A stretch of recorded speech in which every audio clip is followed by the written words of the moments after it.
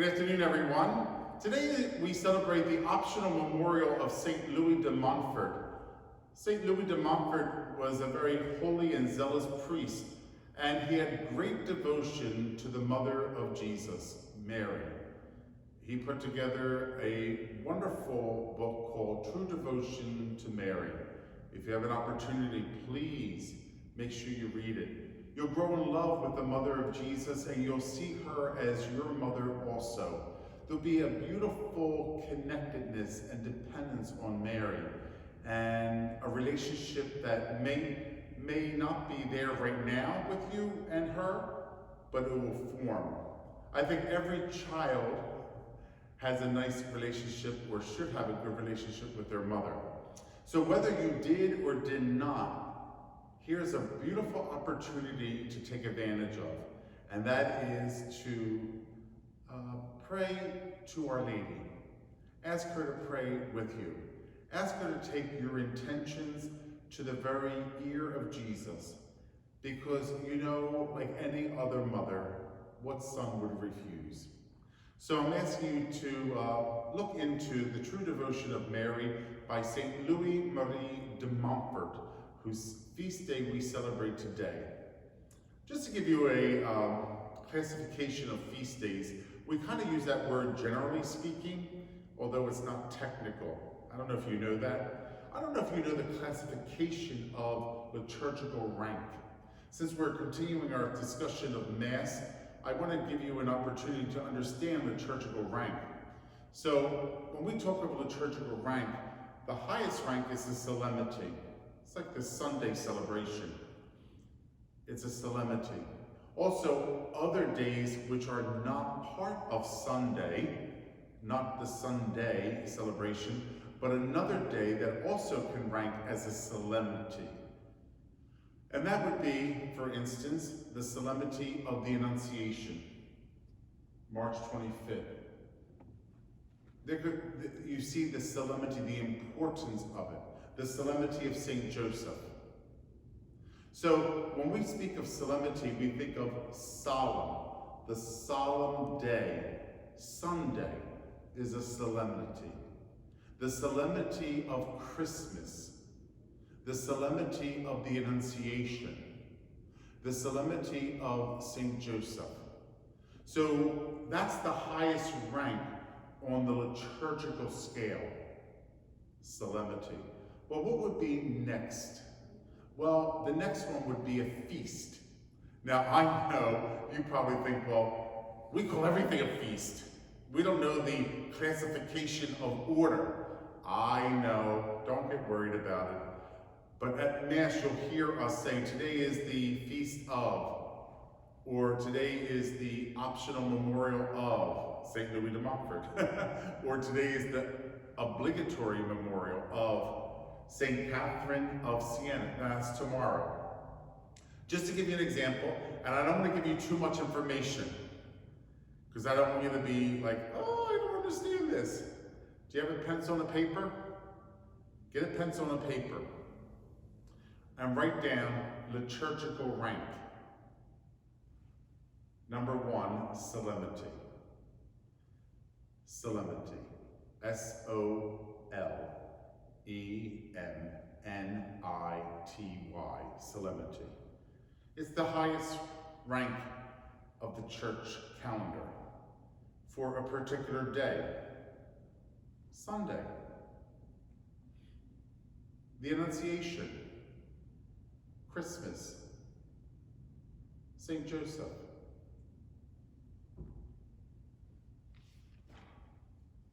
I'm going through the Missal just so that I could, show you some of these ranks that are beautiful in the life of the church. Do you have your pencil and paper? Just want to, make sure. Okay, so that's solemnity, right? So we know that there's several solemnities in the church's calendar on a certain day. It doesn't have to be a Sunday, right? But Sundays are solemnities. Let's go to the next rank, feast. Now, I told you, that's that word that, it's a catch-all. oh, today's the feast of, and I understand what people are saying. It might not be technical a feast, because it doesn't rank as a feast, because that's number 2 on the rank, solemnity feast. Well, it's not necessarily a feast. Like today, you might say, oh, today's the feast of St. Louis de Montfort. Oh, yes and no. It's his day, but today is the optional memorial of St. Louis Marie de Montfort. It's not the feast day. So I don't want you to get technical about that, but I think you should know as Catholics, hey, listen, every day has a liturgical rank. And today's rank is an optional memorial, okay? So it's solemnity feast. What would be a feast? Okay, how about the Feast of the Conversion of St. Paul? That's January 25th, the Feast of the Conversion of St. Paul. That's a wonderful day. How about this day? Now you might think, that might be a solemnity, but it's not. The presentation of the Lord in the temple. That's a feast. It's Candlemas Day, where we bless all the candles. That ranks as a feast. The presentation of the Lord in the temple. It's a beautiful day. Have you ever been to weekday Mass when that's celebrated, or a Sunday Mass? It's interesting, when those days are put onto a Sunday, it takes the rank of a solemnity. I don't want to get too technical with you, but I just want to tell you how they could be bumped up. If your parish is named of a particular saint, let's say you belong to a parish called St. Louis de Montfort. Well, is it an optional memorial for your parish? No. It would rank as a solemnity. It would bump up. I mean, for us, it's an optional memorial. So it would like beep, beep, beep. It would bump up for you because your whole parish is dedicated to the life of St. Louis Marie de Montfort. And so usually what pastors do, let's say it happened today, which is a Tuesday, right? Well, maybe the pastor will say, we're going to celebrate that on Sunday. We're going to move it to Sunday. As long as the liturgical day impedes that. In other words, no, you can't use that. Like a Sunday of Lent, they're sacrosanct, or a Sunday of Advent. You can't do that. Or the octave of Easter, or Easter Day. You cannot bump those liturgical days out to put your feast day in. Okay? It has to be transferred to another day. I know this seems to be like a 3-credit course, isn't it? But I think it's nice to, especially if you have an interest in feast days, or obligatory memorials, or solemnities. So we have the solemnity is high rank, feast day, the conversion of St. Paul, presentation of the Lord, feast days. And then you go down to the 3rd rank. It's called the obligatory memorial. Tomorrow is the obligatory memorial of St. Catherine of Siena. An obligatory memorial. Let's see what other obligatory memorials we had.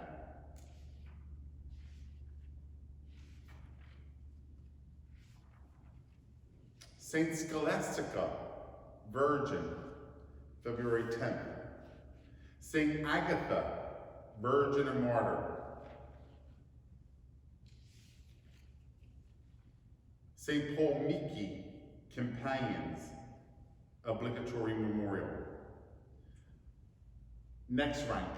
So it's solemnity, feast, obligatory memorial, optional memorial. Saint Louis Marie de Montfort, pray for us.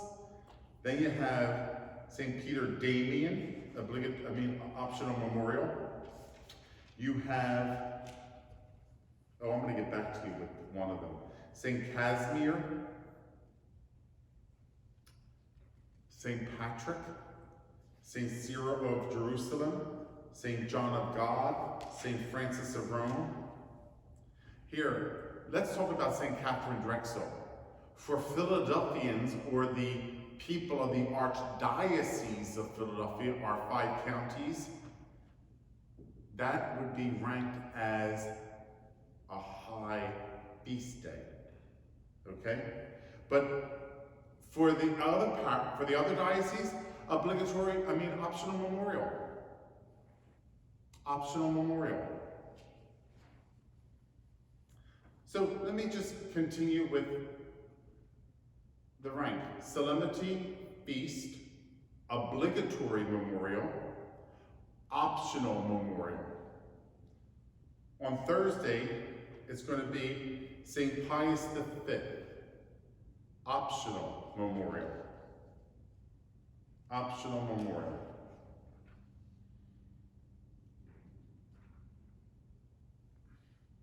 After optional memorial, we have commemorations. Do you know what a commemoration is? A commemoration is especially a day that's celebrated in Advent or Lent. But because they're sacrosanct and they can't be bumped, they're reduced to a commemoration. Like for instance, Saint Nicholas is in Advent. Well, we have to keep Advent. But when a day, I was ready to say feast, because you just throw everything into a feast word. When a day comes into the liturgical calendar, like Nicholas, what do? Well, you commemorate the day. And there's certain prayers that you say, and there's certain prayers that you omit for Nicholas. Because in the Missal, the prayer book of the Mass, there are certain prayers, the orations, remember I talked about orations, and the preface, remember I talked about the preface, that are exclusively for that saint, or you do one as a commemoration and the rest of the sacrosanct season. Okay? So number 1, solemnity. Number 2, feast. Number 3, obligatory memorial. Number 4, optional memorial. Number 5, commemoration. And number 6 would be what we understand as ferial day. Now, what's a ferial day? Well, let's say we're in ordinary time, and it's a weekday. It's just a Tuesday of the 30th week in ordinary time. Well, it's a ferial day, which means that the priest has an option to do a votive Mass of the Holy Spirit, or a votive Mass of the Sacred Heart. See, the priest, because it's the ferial day is like a free space on the bingo card. So when you enter into a ferial day, you have wiggle room to celebrate a votive Mass.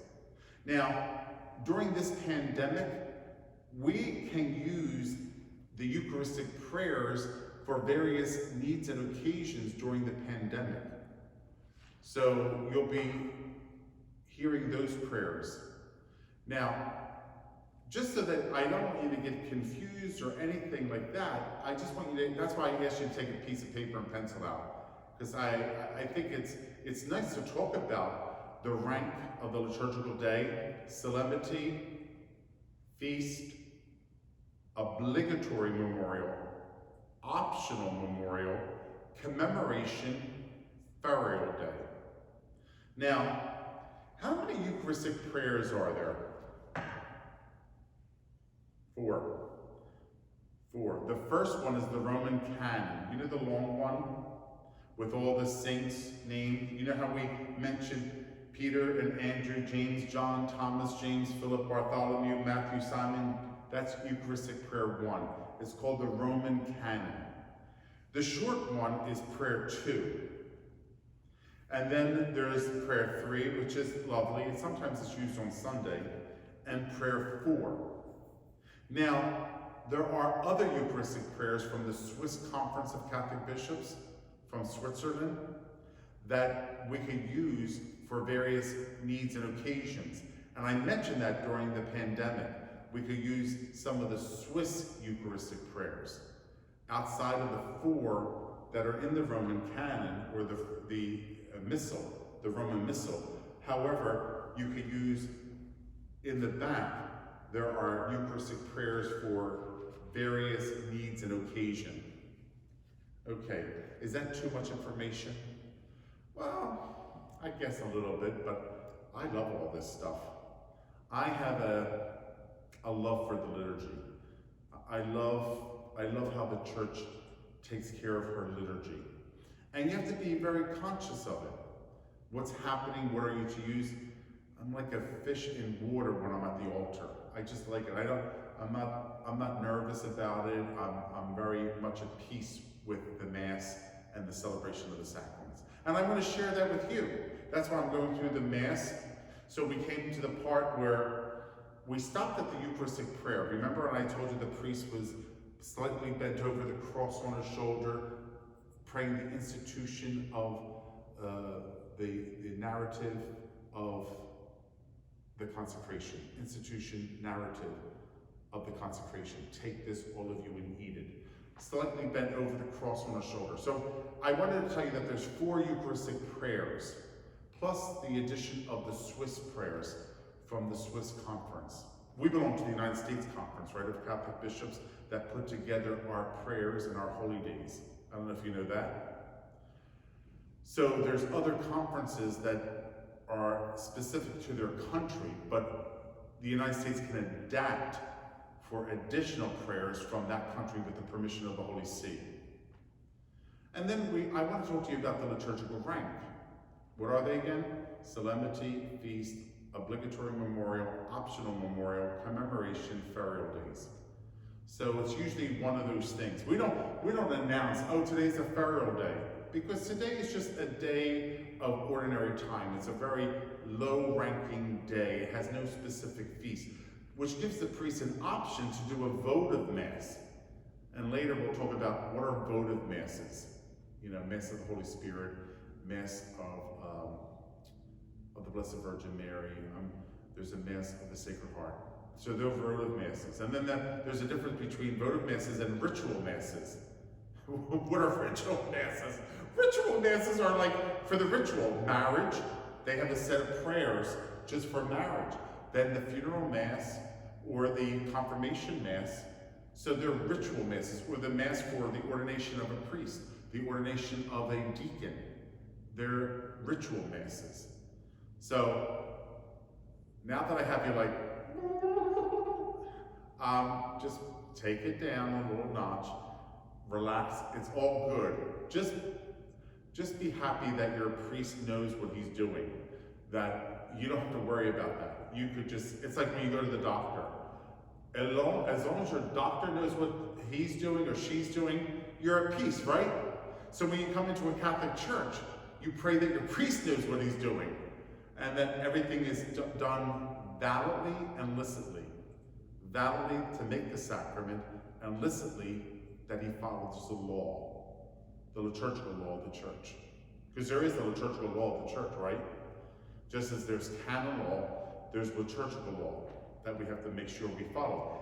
The rubrics of the Mass and how the sacraments are celebrated and offered. Okay? Well, today we celebrate the optional memorial.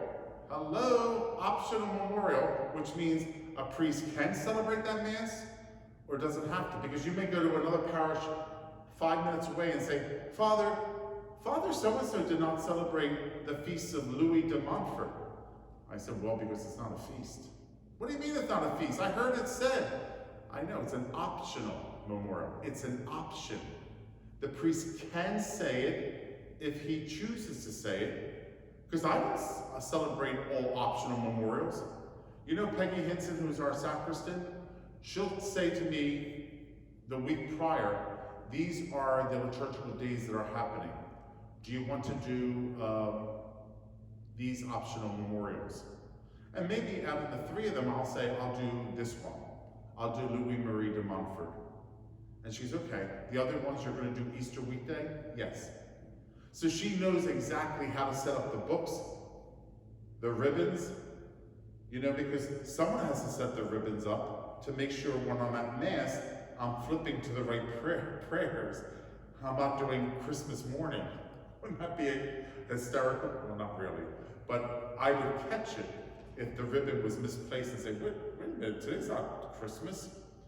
Today is the optional memorial of Saint Marie Louis de Montfort, or Saint Louis Marie de Montfort, yes. And I chose that option, okay? So let's ask for his intercession that we may have a true devotion to Mary. And I just want to personally thank the Legion of Mary here at St. Mary's Parish for all they do in assisting me. They really ask me, what can they do to bring about Christ and his message? What people should they visit? What families had newly baptized babies or newly registered families? Isn't that nice? The Legion of Mary does all that evangelization work. Do you want to be part of those early disciples, that whole theology? Join the Legion of Mary. They will go to places and just say, hi, we're from St. Mary's Parish, and we want to extend a warm welcome to you. I mean, maybe they have children who need to be baptized. And the person says, well, we need to have our baby baptized. What do we do? No problem. Call Sandy Olzinski at the Parish Office Center. She will handle all that for you. Here's the number. Oh, thank you very much. I'm glad you stopped by. That's about it. It's easy peasy. It's not difficult.